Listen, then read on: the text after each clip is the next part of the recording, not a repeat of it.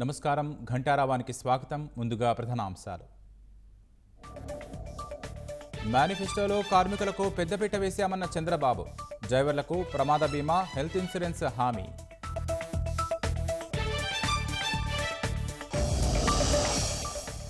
జగన్ పాలనలో భవనాలకు రంగులు తప్ప అభివృద్ధి లేదు.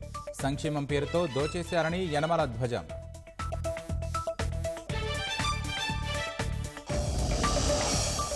భూములు కాజేసేందుకే ల్యాండ్ టైటిలింగ్ యాక్ట్ తెచ్చారన్న భాజపా. కేంద్ర మోడల్ డ్రాఫ్ట్ను మార్చి చీకటి జీవోలు ఇచ్చారని ధ్వజం.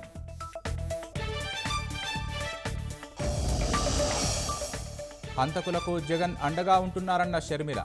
కడప ప్రజలు న్యాయం వైపు నిలబడాలని విజ్ఞప్తి.